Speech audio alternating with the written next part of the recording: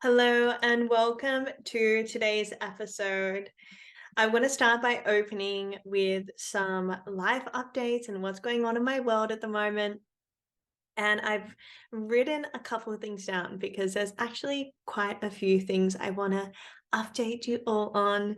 So, first things first, I know you all want a little relationship update. Ryan has moved in and everything is going really well. He's actually taken the spare bedroom because Ryan has moved online into the coaching space, so he works fully online now as well. And so obviously with limited capacity for being in an office space, we decided, well, I decided to, instead of turning the spare bedroom into a podcast studio, Ryan is now using that so he can do all his coaching calls and film content and not be doing that from, like the lounge room. So I think in the new place, we want to get a place together some stage this year. And I really want to get a podcast studio so that I can film these episodes and do interviews and have amazing people come into the studio and have it all set up and it just be a bloody vibe. So that is the goals for the year, and where I'm going to be manifesting a beautiful place by the beach for Rye and I, something that is spacious enough for us to have an office and potentially a studio. We'll see. We'll see what the universe brings our way. I'm also working on a new website at the moment, which is going to be super exciting because when I have women come to me and say, Nikki, what's the conscious woman all about? What is the inner warrior about? Where can I learn from you and your courses, your masterclasses? I don't have a website where I can send them to show them all the offers, what we're doing, more about me, my mission, my story. And I've tried like Wix, I've tried Thinkific, and to be honest, they're just average. Like they're not very good with, they're not very user friendly. They're not very good with coding and integrations. So I've just signed up for a new platform, and I am working with a copywriter and a UX developer and just getting all the good stuff together. It's going to be potent. It's going to be amazing.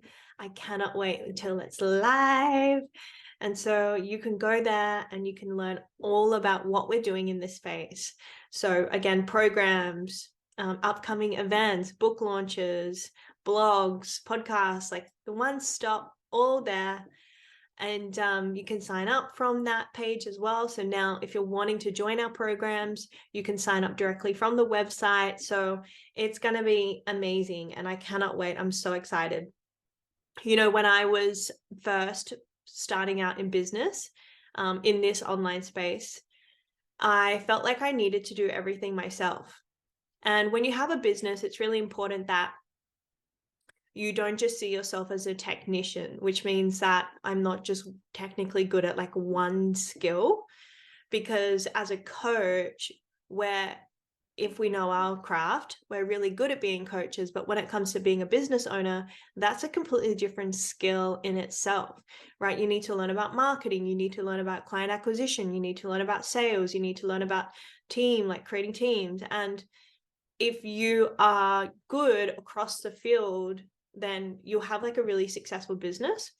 So if you're not, like outsourcing is really helpful. However, if you don't know what to look for in terms of a really good employee or a really good subcontractor, then it's really hard to decipher between good and like average. And so when I first started out in business, like I did everything myself. I was doing the websites, the sales, the copywriting, I was coding my own websites, which coding means, like if you look at a screen and there's like all these numbers and then the screen's black and there's just like numbers and letters, like that's coding when you're working with creating things from scratch. And I got to a point where I was like, this really isn't efficient for my time because I can't do it all. As a operator, right? Not a technician. As an operator, I need to be good at lots of things, but I need to do the things that actually matter in my business, right? Like I can't be over here sitting on a website creating code for 7 hours when I'm trying to create innovative programs to change women's lives.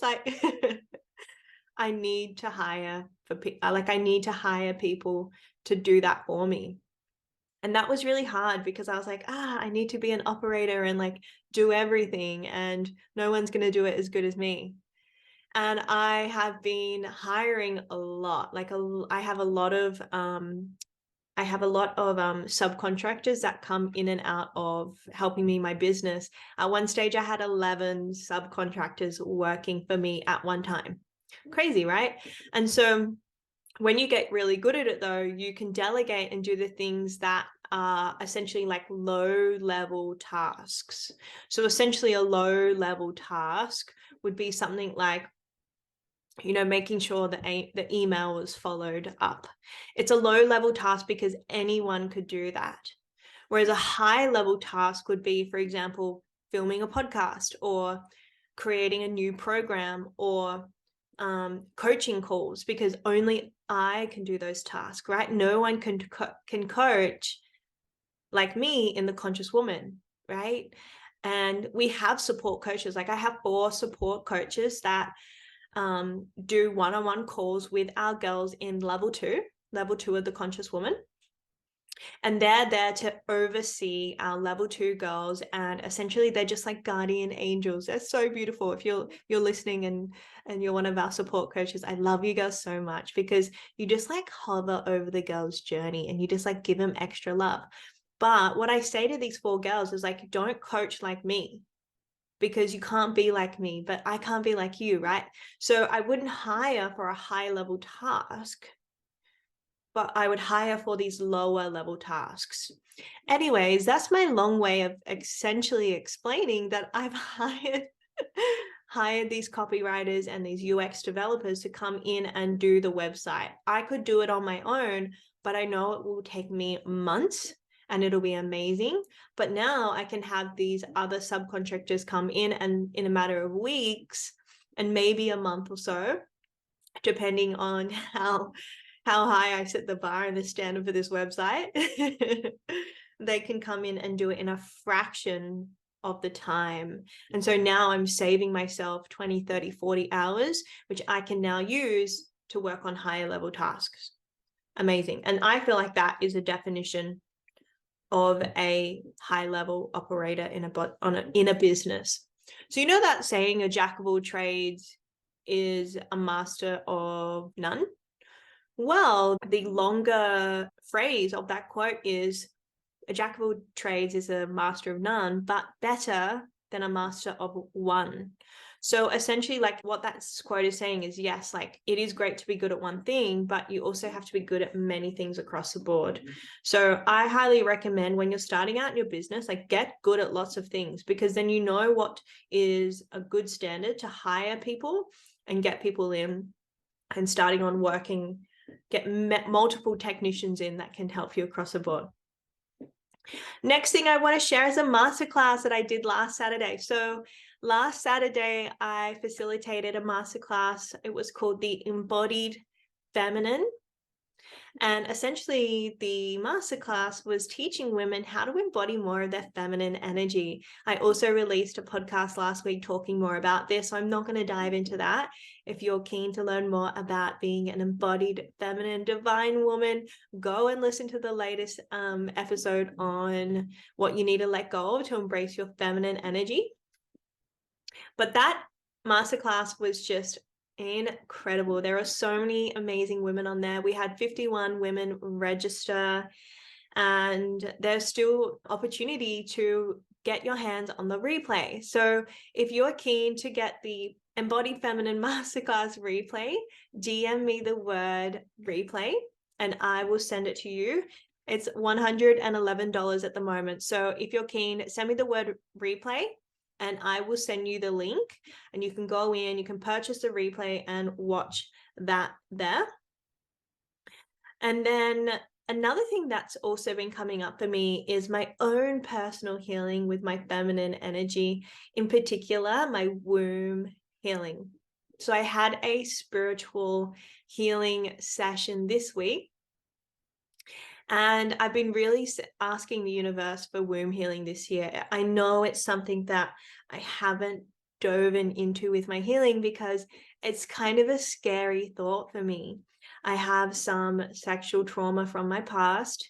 And, when you work with a psychologist, it's kind of just like talk therapy, right? Especially if your psychologist doesn't incorporate holistic models. There's something about the clinical space of psychotherapy that just didn't land for me personally. I feel that therapy is an important space so that you can get trauma healing and processing. However, it is sometimes really clinical, and it can feel quite, I don't know, it didn't feel really heart-centered. It felt like it was just like textbook. And I felt like I needed somebody who was able to connect with me and make me feel safe, and like I could be understood and like really seen, rather than just like given a label and a diagnosis. So yeah, I felt that I needed something a little bit more spiritual, and I just hadn't been ready to dive into that.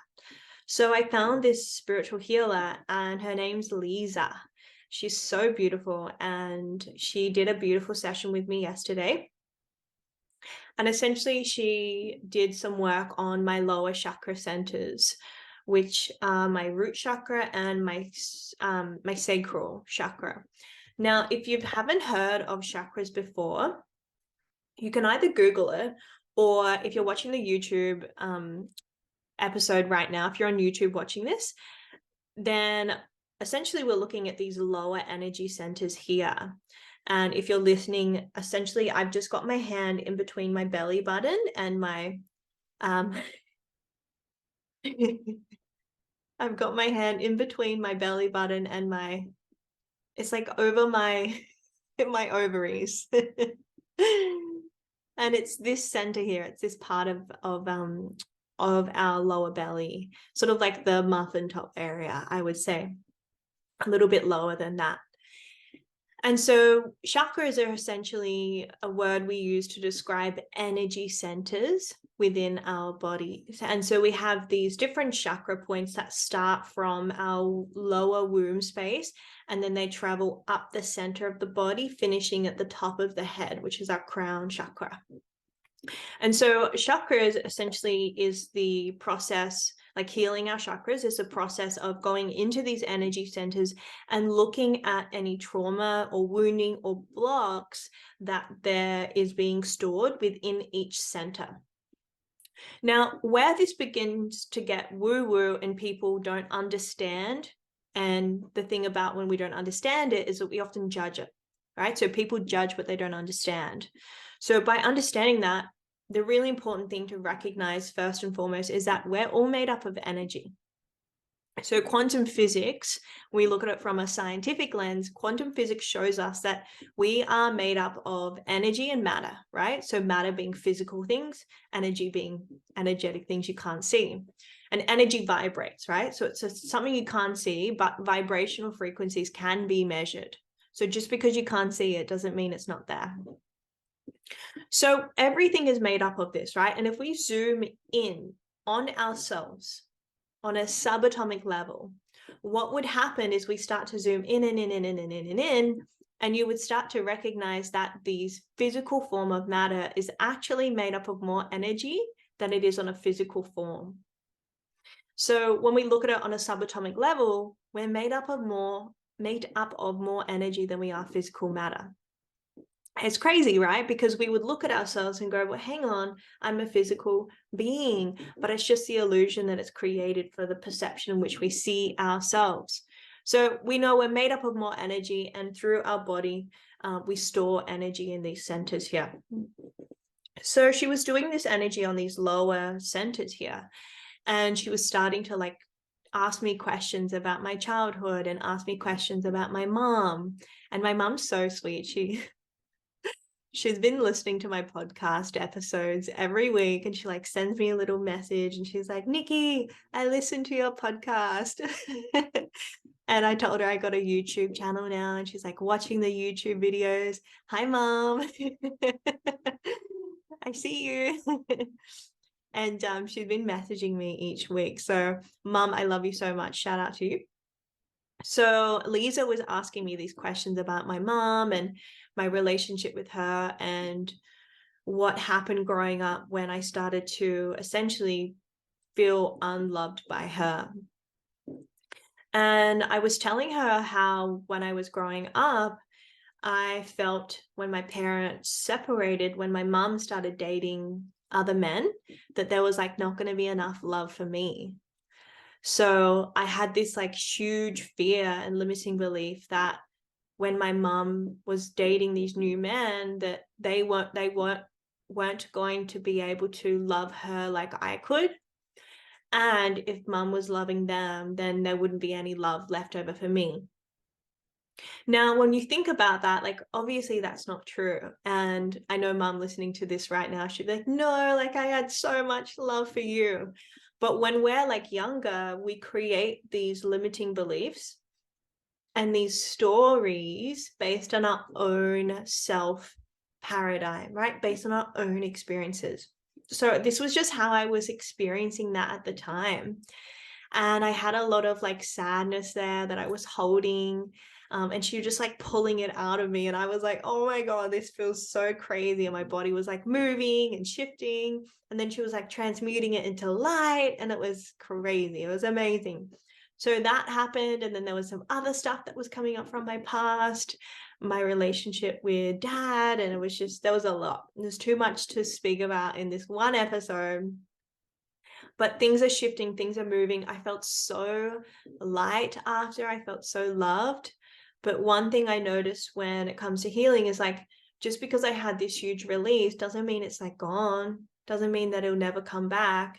And I wanted to talk about this in today's episode around why, when it comes to healing and growth, integration is really, really important. And it's often one of the keys that a lot of people miss in their healing and growth journey. So we'll get to that in a bit. But coming back to my womb healing, I know that even though I had this beautiful release, that there's still so much more work to be done. And I'm still reading through a book at the moment. It's called Wheels of Life. And it is by, oh my God, I cannot enunciate her name. Anodia Judith, Anodia, Anodea. And it's quite a big book. It's a bit thick, but she pretty much just gives you the whole rundown of chakras, everything that there is to know and learn about that. So I'm just about to finish the second chakra. I'm about to move on to the third one. So I'm reading that at the moment. And I'm also reading this book, which is called The Promise of Love, Sex, and Intimacy. And you would think it's sort of about like relationships with your partner, but it's not. It's actually about the relationship with yourself. So the love, the intimacy, and your relationship towards sex. And for womb healing, like this is obviously a big theme for me. And it talks a lot about this practice of breath work. If you haven't tried breath work before, breath work is a very, very powerful tool, similar to meditation, that you can use to calm your nervous system, regulate it, heal your body, and particularly a lot of emotional blocks. So when we're looking at techniques like holotropic breath work, bring up a lot of unresolved emotions and begin to heal them. So he talks a lot about how the simple practice of breathing can enrich your life and really give you a deeper spiritual understanding of self and the intimate relationship you have with you. So this book I'm slowly churning through because it's quite deep. Like it's super deep. If you've read any of like Deepak Chopra or who else is really deep and spiritual? Like who writes that book, The Power of Now? Eckhart Tolle, he's also very similar on the spiritual path. So if you've read any of his stuff, definitely give this one a go. The Promise of Love, Sex, and Intimacy. So that's what I'm reading at the moment. That's the healing I'm going through. And I wanted to really start by sharing more of that because today's episode is all about healing. And it's all about why you're not getting results in your healing and growth journey. So let's dive in. So all of us have goals in life, whether it's related to your healing or related to your fitness or business or just like you're finding a relationship. We all have goals and things that we strive to. It might be just a simple goal of like, I just want to be more happy. I just want to be healthier. I want to love myself. And so when we have these goals that we try to achieve, there's two ways we can learn. Number one is mistakes, and number two is mentors, right? Mistakes and mentors. Obviously, when we look at working with mentors, they are going to be a faster route to getting you from where you are now to where you want to be in your growth journey. So if you have goals that you've been trying to achieve for months or years and you haven't achieved them on your own, working with a mentor really helps you to find the answers, to give you tools, to give you strategies, to give you processes that maybe you just don't know, right? They could be a professional in that. They could have learned for years. And the really important thing about that is they've made the mistakes. So they've gone through the mistakes and they've done that process so that you don't have to. And then, of course, the second way is by making the mistakes. And often when we make mistakes and where we go wrong is that we don't learn from them. So I see women come into my coaching space and they set these really beautiful, audacious goals, and they come back and they might say, you know, Nikki, I tried to have that conversation with my partner to, you know, talk about our intimacy together, and I just felt really shut down and I couldn't share that with him. And now I feel like I've taken 2 steps back in my relationship with him because now I never want to bring it up again. And my first thought is always like, well, what did you learn from that? How did you grow? And what did you receive on the other side of that that maybe you didn't have before? And I think a lot of the times in our health and fitness journeys, our inner work and healing journey, our business growing journey, is that we meet these little obstacles, we meet these little pathways and they don't go our way. And then we want to give up. We feel like it's a sign of failure. And we feel like it's an indication that we're just not good enough or it didn't work out.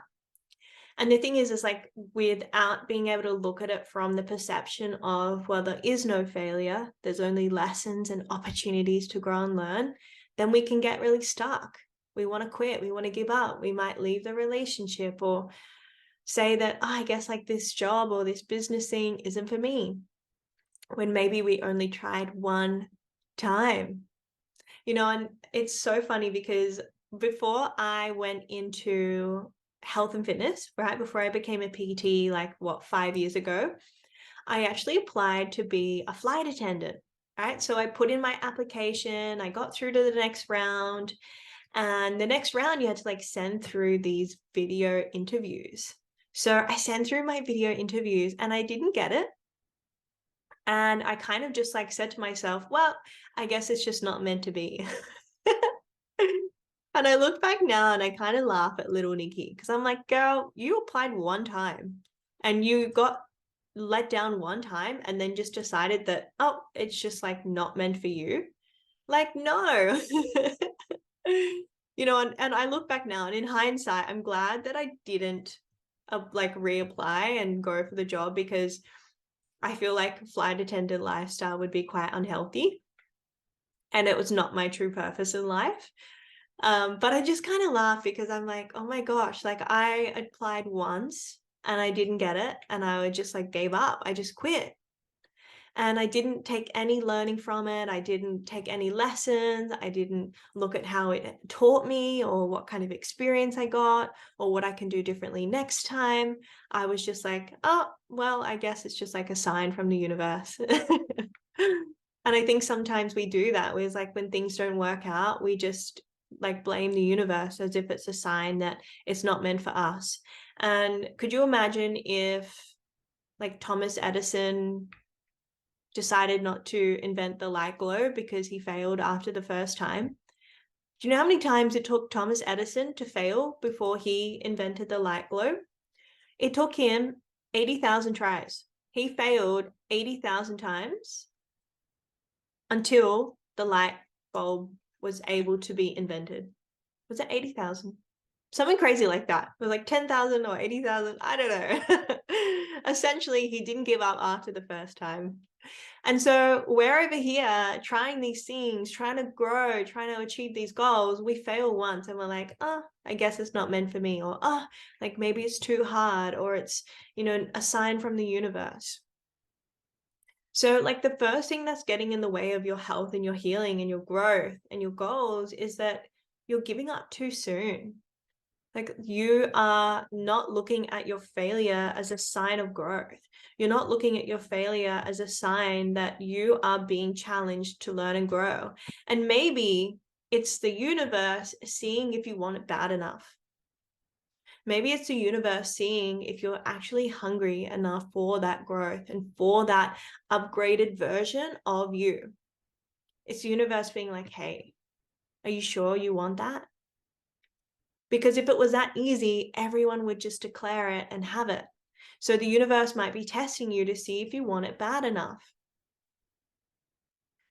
The next thing that's a sign that you're not getting your healing and you're not growing is that you are not integrating your lessons.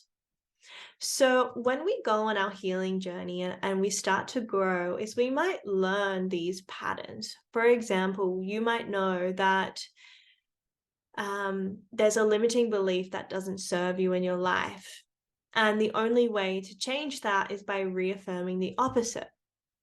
So, for example, I have a lot of women that come into my space and they struggle with money mindset. It's actually a really big thing that a lot of people in society struggle with, is their mindset towards money.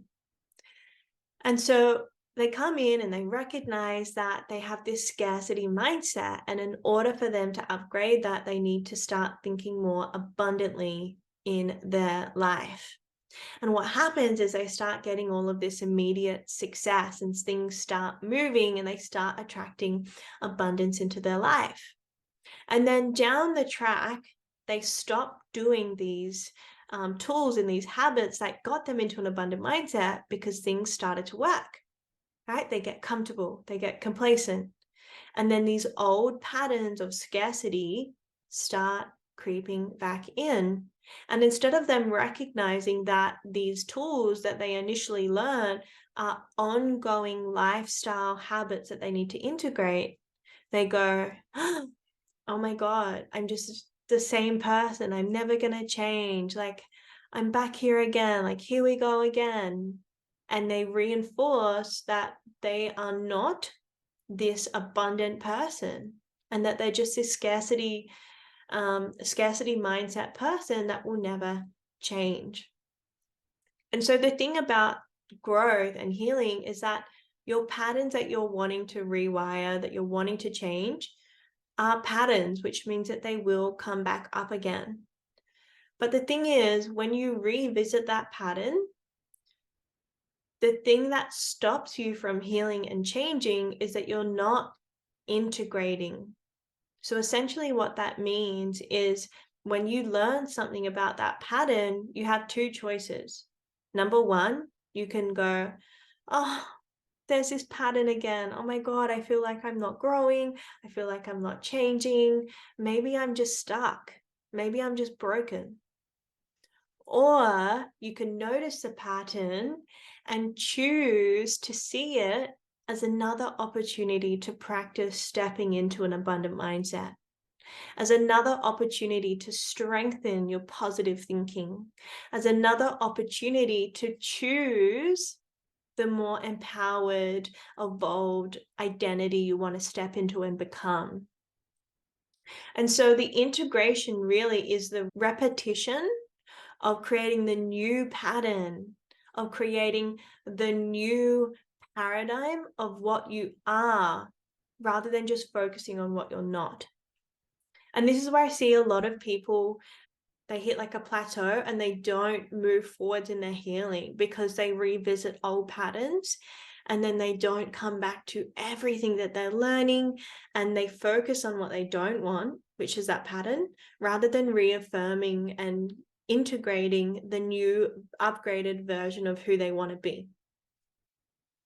So I would recommend, if you're in a position right now where you've worked with coaches and it hasn't worked, you have read books and it hasn't really shifted anything, you have gone to personal development events and then a couple weeks later you've just gone back to the same old you, it's that you need to go back to what you learned from those moments and ask yourself, am I integrating what I learned? Right? Am I still doing my morning meditations? Am I journaling? Am I implementing these little habits that I learned in that event or in that course or in that program that told me I was going to change, that I was going to heal, and I was going to grow?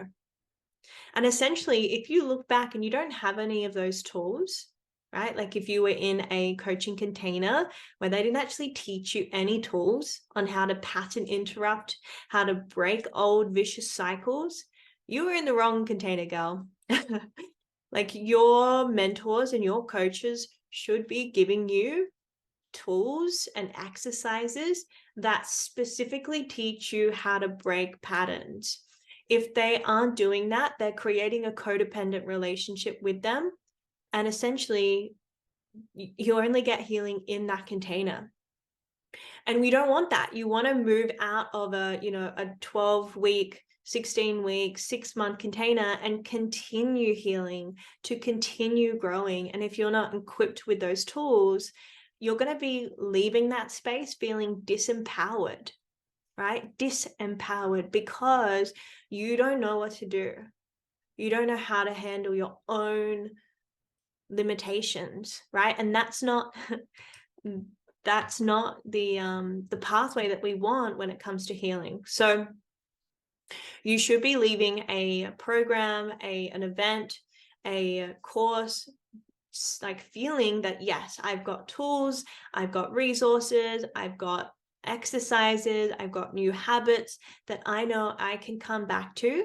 And when I do, it's going to allow me to continue integrating the healing and the growth that I'm doing. And if you're in a space right now where you're like, I feel like I have been in courses and I just haven't found a coach that has allowed me to get that, come join our space in The Conscious Woman. We give girls tools like Catch, Challenge, Change and Locus of Control. And we teach you how to meditate. We teach you how to journal. In level 2, we do deeper work on things like EFT tapping and looking at working with your nervous system. So it's not as simple as just being like disciplined, but giving you tools that you integrate every day and tools that you can come back to continuously interrupt these patterns that keep coming up. And that's how you integrate change, is not by being told how to do it, but being shown, right? Being shown how to do it with tools, with all of these resources, so you can begin to break old paradigms. So the next thing that's getting in the way of your growth and your healing is that you're doing too much. Now, this is going to be a tricky one for some of you overachievers in this space, is that as high achievers, you take on too much and then you're overachieving. So you want to do it all. You want to help everyone. You take off more than you can chew. You make too many promises. You say yes to too much. You're a people pleaser. And what happens is then you end up feeling burnt out. Your nervous system then goes into survival, because it's like, oh my God, this girl just won't slow down and she's taking on so much and she's giving so much to everyone else that, like, we have to operate in fight or flight. And so you're operating in this fight or flight state. And what happens is you eventually become what's called a over-functioning high achiever. So you function really well, but you're still in survival. And like, this is a brutal reality for a lot of you overachievers to come to terms with, is that, yeah, you might be able to get shit done, but your nervous system is still dysregulated. You're still in survival. And a really good way for you to figure out whether that's you is to ask yourself, like, how do you feel when you don't do anything? How do you feel when you slow down? How do you feel when you have undesignated, right? Like unplanned rest? Like, you feel like you feel guilty, right? You're like, oh my God, I feel lazy, or like, oh my God, I should be doing something right now. And that's a sign that you're in that state. It's like you're operating in fight or flight and like you cannot slow down. But the thing about that is, when you can't slow down, you won't have time to take care of your number one priority in your life. And that's you, girl. You are your most important thing in your life, especially if you help women for your job, right? Like, if your job is to help other people, so particularly if you're a fitness coach, business coach, I attract a lot of teachers, nurses, people that work in healthcare into my space. If that's you and you help a lot of people, and mums as well, it's like you're so good at helping everyone else. And when it comes to you, you put your needs last. So like, think back to when you were a mum. And I mean, if you're a mum, you're still a mum. But think back to when you were like in a time as a mum where you took care of your children and like they depended on you to take care of them. And think about, like, where were you on that list of priorities? When you woke up in the morning, what was the first thing you thought of? Was it your self-care? Probably not. It was probably like your children or the chores you had to do. And it's like, yeah, Nikki, but like the chores have to get done. And it's like, I get that. But if you didn't have 5 minutes in your morning to slow down and do a meditation or breathe, like, girl, you were not your first priority. And the thing is, as well, your children will learn how to take care of themselves based on how they see you take care of yourself, right? Because it's monkey see, monkey do, not monkey say, monkey do. So your children aren't going to learn to love themselves because you tell them.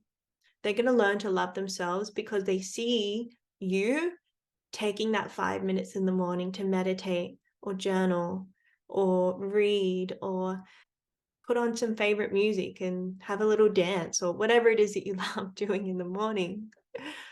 So if you're a mum right now and that's you, take some time to think about, how can I put 5 minutes aside, 10 minutes aside, 15 minutes aside, right? Just 5, to like sit with myself first thing in the morning and breathe and do some reading or move my body or do something that makes me happy. Now, the same goes for business owners in this space. Business owners, nurses, teachers, or literally anyone else listening right now, is making yourself a number one priority for your self-care and your self-love. When you start doing that, what happens is that your nervous system will learn how to regulate itself. You won't wake up in a state of fight or flight, and you'll be training yourself to be more mindfully aware. So think of it as like a little muscle in your mind or a muscle in your brain. And the more you use that muscle and you flex your mindfulness, right? So the more you're mindful, you flex that muscle, the stronger that becomes. And so if you're wanting to be more present in your life, you're wanting to be more conscious, you're wanting to be more feminine, you need to slow down. You need to create time for stillness. It's not about not being busy. It's about the quality of time that you spend. So create these moments for mindfulness and find ways to flex that muscle in the morning, especially in the morning, because that's when your brain is the most receptive of information. It's when you're most likely to like train your nervous system and train your mind to do things that make you feel mindful and present. And you know the really good thing about that? It actually allows you to do more, because now you're not procrastinating, you're able to focus better, you have more energy. And so the paradox is when you slow down, you can actually do more, right? So it's like working smarter, not harder. So for the parts of you that are like, but I can't like slow down, I have so much to do, you have to start looking at it in the way that when you slow down, you will have the capacity to do more. You will have the energy to be able to perform better in your job, in your career, with your like family, your children, because you won't be so distracted, you won't be so burnt out. You'll be able to channel more of the good stuff because you've primed that first thing in the morning. So, girl, you're probably just doing too much. Slower is faster, right? Slower is faster. It's like the story of the tortoise, of the, what do you call it? The tortoise? Oh my God, what's it called? The turtle and the hare. Oh my gosh, this is a big blonde moment. Tortoise. Why does that sound weird? You know when you say a word over and over and then it sounds really weird? I think I'm having one of those moments. So essentially the story of that is like the little bunny rabbit is like, I'm gonna win, and he's racing this little turtle and he sprints to the end of the finish and he gets really tired, so he lays under the tree and goes for a nap. And the turtle just like slowly goes really slowly, 1 foot at a time, 1 foot at a time. And eventually he catches up to the rabbit that's asleep under the tree, and he overtakes him and he wins. And the rabbit wakes up and he's like, oh my God. So slower wins the race, right? Slower is faster. So these are the reasons why you're not getting results in your healing, in your growth. Number one, you're looking at failure as a sign that you need to give up, or that you're not good enough, or that you can't do something, or that it's too hard, instead of embracing it as an opportunity to learn and grow. Number two, you're not integrating your tools and your resources. And maybe you're not working with a coach that's able to show you that, because you're not in a container that supports that growth. It's creating a codependent space rather than an interdependent space. And then the last one is that you're doing too much. You're not prioritizing yourself, creating moments of mindfulness to slow down, to be still, and to prime yourself so that you can have more focus, more energy, more productive output, and just really vibe at a higher frequency in your life. So I hope you enjoyed today's episode. And I want you to recognize that all of these reasons are in your control, that you can take conscious action towards getting more in alignment with your healing and your growth, and overcome these things that are blocking your success. To start to look at how you can integrate what you know is needed for your healing, and start to look at where you can learn from your mistakes and learn from your setbacks, and where you can begin to slow down so that you can integrate all of your healing. Slow down so that you can regulate your nervous system and go from surviving to thriving. Oh, that was a good one. surviving to thriving. Okay, so thank you so much for joining this space today.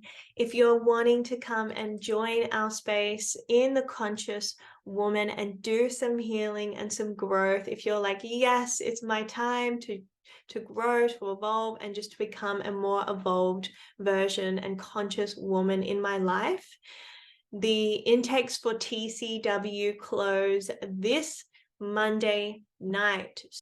So if you are wanting to join our space, send me a DM and let's have a bit of a chat. Let's jump on a phone call, find out more about you and how the conscious woman is here for your growth and this next evolution in your life.